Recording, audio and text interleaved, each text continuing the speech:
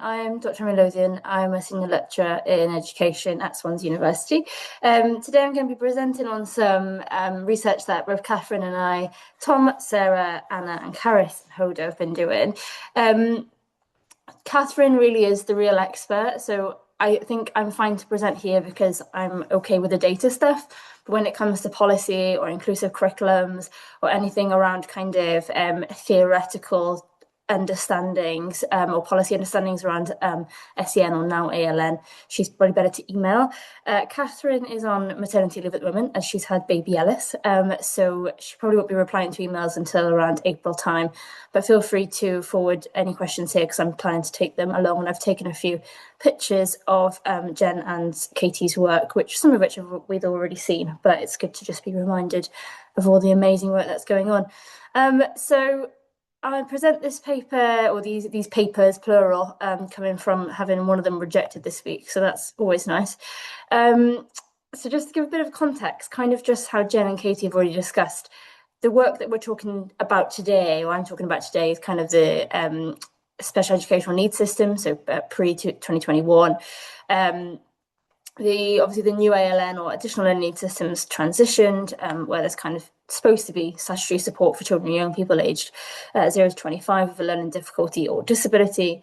Currently, there's no kind of rigorous large-scale evaluation of the effectiveness of the previous system in terms of supporting children with the progression who have SEN and now ALN.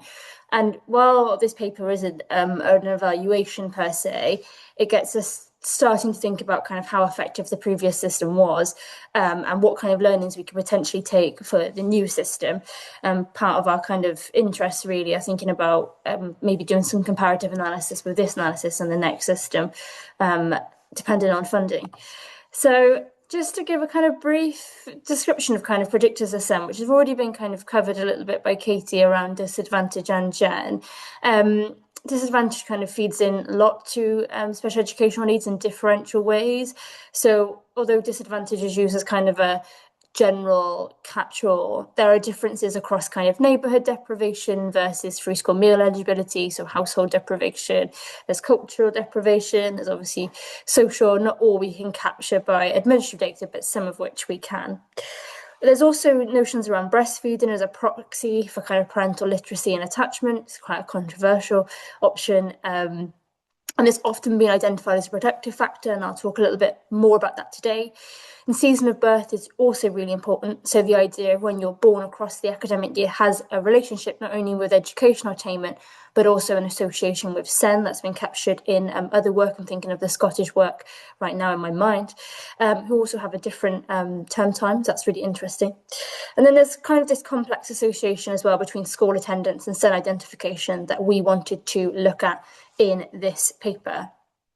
Our papers, it's one report, multiple papers. But our main research questions really was to kind of grapple with what factors relate to identification. So what individual environmental factors contribute to identification of a SEN, or what's ALN, but special educational needs. And then what we were also interested in is kind of their academic progression, so what their educational outcomes are once they're identified with SEN, so special educational needs, specifically in mainstream schools. I can talk a little bit about the limitations of why we did that towards the end. And then research question 3 is around how a learner's academic trajectory differs by the type of need that's identified. So we looked at ADHD, dyslexia, autism, and behavioural, emotional, social disorder. We picked those mainly because they were the most common in the literature that we could draw upon. We didn't have time to look at the full 16 range of categories, and these were quite common and also really of a lot of high interest at the moment by researchers, policymakers, and also the media. And then our last one is what Jen pointed to around timing, so how the age of SEN identification impacts on an academic trajectory. So were those who got identified earlier more likely to have better or worse educational outcomes? And I say this in a really crude way, so just to kind of give a little snippet behind this, we talk about educational outcomes in a very crude manner of meeting the expectations or not. So level 2, 4, 5 and GCSEs across the kind of Welsh educational system pre kind of foundation phase and stuff like that. So when we talk about it, it is quite crude. there's also fluctuations, and there's not a lot of power in some of these outcomes to a certain kind of the more nuanced understanding of SEN. And that's something that's come through a lot in our kind of, well, PPIE works, public patient involvement work, and working with young people around how benchmarks are interpreted by them, particularly in terms of stigma. So that's just something I want to raise before I carry on. I'm not kind of ignorant nor unaware of how some of these aspects come across. In terms of the data, because that's what we're here to talk about, we followed children who were born from 2000 to 2008 in an academic year sense. And what we developed is this kind of unbalanced panel design, and that essentially means that we have one cohort of children who we were able to follow all the way up until Key Stage 4, and then we have some children we were able to follow up until Key Stage 3, and then the rest of the cohort we were able to follow up until Key Stage 2. So some parts of our cohort have more follow-up than others, essentially. Okay, like I said before, attendance is only in mainstream schools, and we followed up all of these learners until 2018, so around just over 200,000 learners in total, which roughly matches Jen's cohort. We have slightly fewer. That might be because we were quite strict in terms of any kind of data complications, i.e. two ethnic groups, or they were across mainstream and specialist schools at the same time. We excluded some of the more complex cases, which is a shame, really, because the complexity is what we're really interested in, but it's just not always doable in a 9-month funded project. In terms of our analysis, we did most of our data management work. Caris, Sarah, and Anna did a lot of kind of data wrangling on DB2, and then also using SQL. And then we did some data management on Stata 15. And then we did our analysis on our using GLM-TMB. This is essentially multi-level modelling. We did this using binomial, so true outcomes, and Poisson models, count outcomes. And we mainly did this because the models were over dispersed. I'm not going to talk too much about that, but it was complicated. And we adjusted for individual timing and scores nested within local authorities where we could. For the more kind of rarer outcomes around autism, dyslexia and whatnot, we weren't able to adjust for that in the same way. And then we looked at special educational needs as an outcome for research question 1, but then we looked at educational attainment as an outcome for research questions 2 to 4.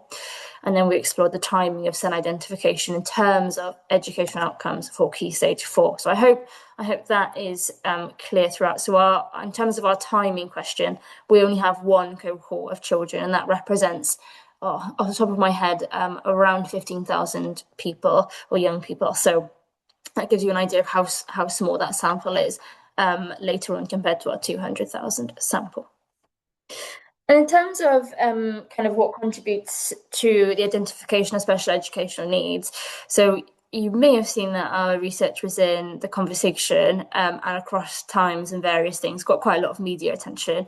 And that's because we found that over children's life course for the cohort were born in 2002 to 3 that we could follow up until Key Stage 4, 47% of them at some point had been identified with special educational needs. That relates quite closely to Jen's figures as well, which was really comforting. And then across on the other part of that pie chart, you can see what years they were identified with special educational needs.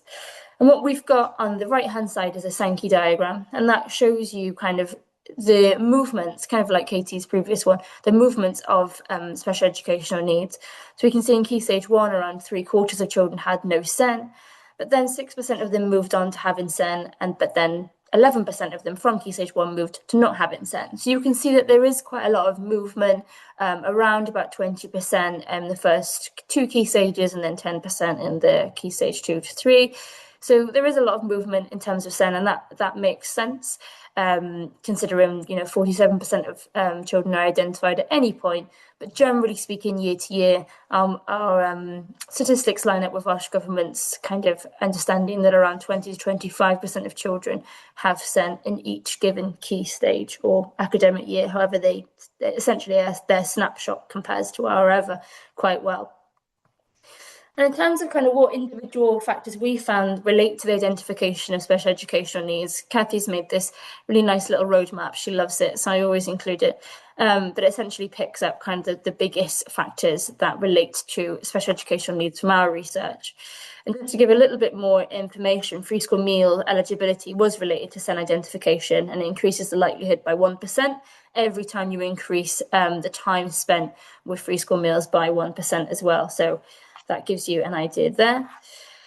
You get every 1% increase in attendance, reduce the odds of special educational needs by 8%. So we're making an assumption there that attendance relates to special educational needs. Obviously, the reciprocal relationship could be argued as well. It's something me and Kathy want to look at. We just don't have a lot of time. We also then have findings on male learners, as already been discussed here already. Male learners had 5.5 greater odds of special educational needs than females. Obviously, that is kind of wrapped up in lots of gender socialization, diagnosis criteria and whatnot. Those in the most deprived neighbourhoods had 4 times increased odds of being identified with SEN. Learners who were breastfed had a 46% lower likelihood of being identified. As discussed in the beginning, this is often a proxy for parental literacy, parenting capacity, stress, awareness, all sorts of kind of parenting knowledge wrapped up, really. And then what was really interesting was that those who were born in the summer were almost 3 times more likely to be identified with special educational needs than learners born in the autumn. And it was interesting because throughout our project, we hadn't actually included season of birth, and we went back in and included it. And I said to Kathy, I don't think it's going to make much of a difference. And I was wrong, and that's why I'm not a SEN policy expert. And then we found, in terms of the cohort question that was raised, what we found in our research actually is that more recent birth cohorts were less likely to be identified with SEN compared to those born in 2002 to 3. So that gives a little information on that. That's overall, though, that doesn't break things down. We do have a little bit of breakdown in our report, which I can talk about. And I'm aware of time. I don't actually know what time it is because I've moved downstairs. Ashley, if you want to let me know how much time I've got left, that would be appreciated, just because I'm aware that I can talk all day. You would know this. You're good for another couple of minutes, carry on. Okay. So I'm going to run past this to kind of show some of the other results, but obviously the slides are going to be shared. In terms of how special educational needs relate to learners' academic outcomes in mainstream schools, essentially what we found is for every 1% increase in time spent with special educational needs, there was a 4% decrease in the odds of meeting national expectations. So what that translates into essentially is a learner who spends 25% of their time with SEN in each key stage had a 64% decrease in the odds of meeting the key stage outcomes required. So level 2 in key stage 1, level 4 in key stage 2, and so on. And what you can see is that this increases quite significantly over time, to the point is if a learner spends 100% of their time with special educational needs in each key stage, they had a 98% decrease in the odds of reaching every single key stage benchmark. Now, obviously, there aren't that many learners in reality that spend 100% of their time with SEN over their life course. Children often move in and out depending on, well, lots of different things. They move in and out based on kind of how data is collected. Is autism recorded every single year? Or is it that's only recorded one and they assume learning needs for the rest of the time? And obviously a lot of the data recording and monitoring systems have changed over time, which makes some of this quite difficult. But the overarching picture is essentially the more time you spend with SEN, or being identified with SEN, the lower likelihood it is for children to meet national outcomes. And again, I'm going to skip past some of the more kind of interpretive aspects just because I want to focus on the result. And if we look at these academic trajectories then and how they differentiate across ADHD, dyslexia, autism and BESD, essentially what we find, and we've done this high confidence, medium confidence and low confidence because there are some not issues with the model that I can't tell you, they're not problematic models per se, but the sample size is quite small and we're wary about people over-interpreting the results. But essentially those born more recently are more likely to be identified with ADHD, autism and behavioural social emotional disorder compared to those born in 2002 to 3. So this represents this kind of obvious shift really in prevalence of these specific needs over time. So although SEN actually identification has reduced over time, there are increases in specific diagnoses. And what we found in terms of the variance, there's more variance between scores in their identification of ADHD and autism compared to dyslexia and behavioural emotional social disorder. And BESD is more strongly predicted by lower socioeconomic status than ADHD, autism, and dyslexia. And dyslexia has this interesting reverse pattern, actually, where slightly more affluent groups are more likely to have a dyslexia identification label than those who are poorer. And what we find really is that dyslexia has the kind of least negative association with attainment. So 1% decrease in 1% increase, sorry, around 1% increase in the time spent with dyslexia relates to 1% decrease in the odds of educational outcomes. And this compares then to 3% for autism and then 2% for BESD and ADHD. So that gives you an idea of where those different kind of odds reside compared to the 4% decrease that we witness in SEN overall. And I'm going to skip over that one, but if you're interested in how deprivation relates to different types of diagnoses, I would recommend looking more deeper in our report and probably the more recent published paper. And then the last one that people were particularly interested in is around timing. So being identified with special educational needs in Key Stage 1 has a stronger negative association on attainment compared to those who are identified in Key Stage 2, 3 and 4. And while all groups have a relatively substantial negative association with their attainment, those who are first identified in Key Stage 3 have a slightly lower association on attainment than those to Key Stage 1, 2 and 4. So essentially what that means is the earlier you are identified, actually, the lower likelihood you have of reaching the required levels in Key Stage 2, 3 and 4, for example. Okay. I'm not going to talk too much about policy and practice, but here are some aspects that Catherine has identified as really important. And we've got an animation that will be releasing soon, and our report digs into this a little deeper. Some of this, of which is controversial, we often get interesting reviewer comments around how some of this work is interpreted. But essentially, Catherine's outlook, kind of similar to Jen, is that, the system is not working enough. Ideally, we would put provisions and support in place for children, and that would mean that we wouldn't see any differences in their educational outcomes or reduced differences. And that's quite complex when we think about how educational outcomes are measured, how SEN's measured and how it's recorded. But those are kind of the standpoint that Catherine and myself are coming from, not always agreed by other authors and reviewers, as evident. We'd love to see some of this work replicated in other nations. We'd love to do a qualitative follow-up research, understanding kind of the process of identification, integration with other national cohort studies. So, for example, SHRN or HAPPEN would be really interesting to get more psychosocial variables in relation and in adjunction to the more admin ones. We can look at comparison with other education jurisdictions. We work on specific diagnoses. We only looked at 4, but there are 16. And we'd love to look at interaction effect to explore multiplicative risks. So, for example, being eligible for free school meal and SEN, but just models weren't quite being able to do it. It's just complicated for now. We have some recommendations for data collection. These are more for us to complain at Welsh Government. But I won't talk too much about that. And I just wanted to kind of flag some unexpected limitations, really, is that some of particularly the specific diagnoses models, they're quite small numbers, so sometimes difficult to kind of assume causality. Well, there's no assumption of causality here, but assume any kind of strong associations from that. And essentially, we kind of had issues around the cohort, so we only look at mainstream learners, not non-traditional learners, and I think that warrants particular attention based on Katie's research. Diolch yn fawr iawn for listening. I hope that was okay. I know that was a quick run through, but the slides will be shared along with all of the additional reports and papers that you can look at in more detail. But yeah, thank you so much for inviting me today to present mine and Kathy's, etc.'s work. It was really nice.